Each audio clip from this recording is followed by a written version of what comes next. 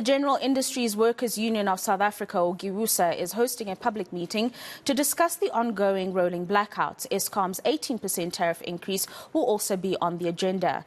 The national shutdown, renewable-based emergency plan and rapid just transition to end load shedding are also some of what will be discussed or touched on in this particular meeting. For more on this, we've got the union's president, Mametlwe, Sebei, who joins us this morning.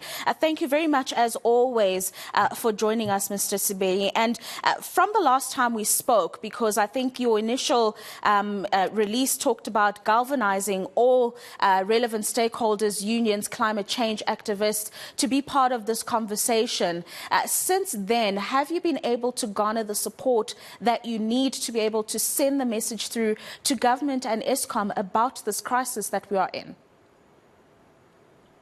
Yes, I mean, we have been in conversation with, several trade union activists, community activists, climate, justice activists, as you have said. And I think the meeting today, which would be starting in an hour's time at 10 o'clock, is a public meeting convened by GIWUSA, but open to all. And part of that is to be able to bring everybody under one roof to see what then becomes our way forward. Because what's going to be important is that whilst we are talking to leadership of trade unions, we also need to build, a rank and file, activist-driven campaign from below to make sure that, we put every pressure to get the leadership of the movement moving forward with this action, which I think is unavoidable. The national shutdown, but also a program of rolling mass actions on the issue of the load shedding, the 18.6 tariff increase, but also to say how do we then have a renewable-based emergency plan to solve both the load shedding crisis, but also a deepening crisis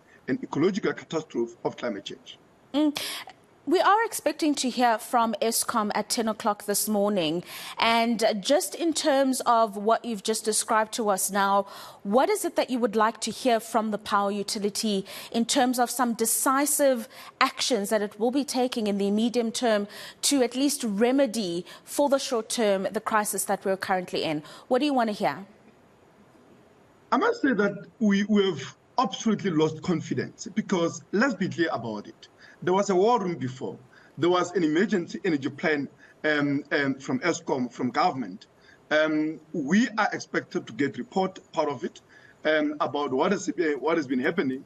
But by all indications, and it's not just a speculation, I and you are living through the experience as a great majority of people in this country. The situation is getting worse. We were at stage 6 last week.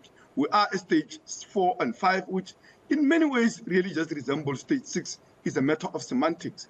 We are subjected to a relentless, load shedding that are disrupting life, that are coming at enormous cost to working class people, but also as small business people. You have just reported, a farmer who says he has lost 40,000 chickens as a result of load shedding. But the stories of countless, many small business people whose accounts are not making it to media, but also hundreds of thousands of workers that are losing jobs, never mind working class people and poor people in former settlements and other working class areas who are struggling to find alternative sources of energy because solar panels without any government interventions and other alternative sources, generators and so on. Many of these are not accessible to working class people. Hence, what we are seeing in rural areas is people beginning to revert back to hewing of wood and generating power out of that for cooking and heating of their households.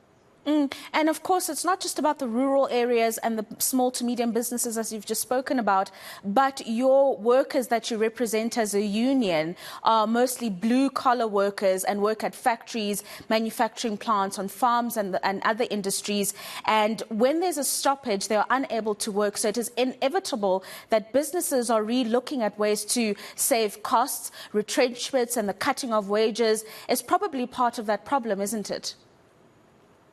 It is, because what we are beginning to see is that employers are refusing basically to pay for hours that workers are not at work due to load shedding, a situation that is really not fault of their own, is not of their own making, but actually a failure and incompetence, both of the ANC, but also the greed of the capitalist class, because lest we forget that it was a corporate-driven agenda to privatize Eskom that landed us in this problem.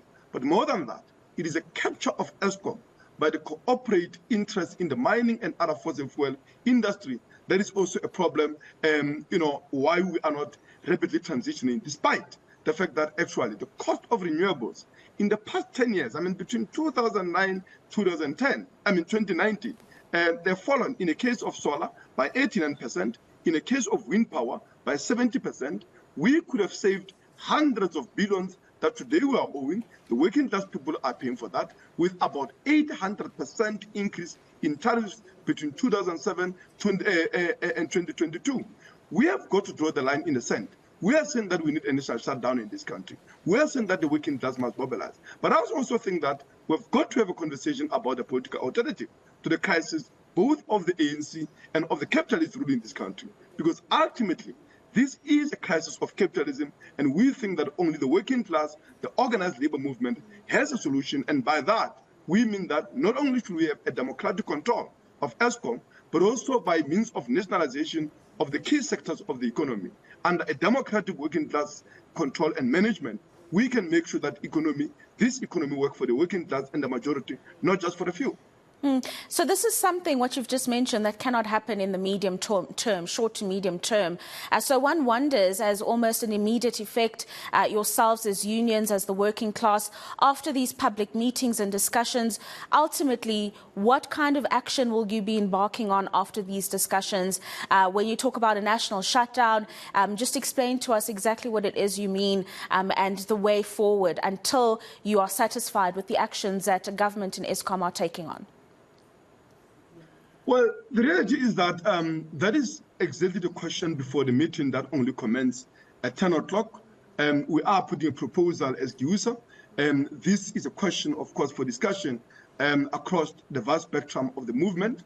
We are putting that proposal to SAFTU, which is our federation. We are putting that proposal to a working class summit, where SAFTU is actually sitting with community activists, climate justice activists, youth movements from the vast spectrums and the theaters of the working class struggle in this country. But also we're making a call to COSA leadership. We're making a call to FEDUSA. We're making a call to all the youth movements and in universities, community civics that are also representing working class and poor communities that are becoming devastated by this crisis, from both in terms from jobs, losses of terms of jobs as well, which are affecting communities and not just workers and trade unions, but also all other impacts that we have cited that entail a disruption of life.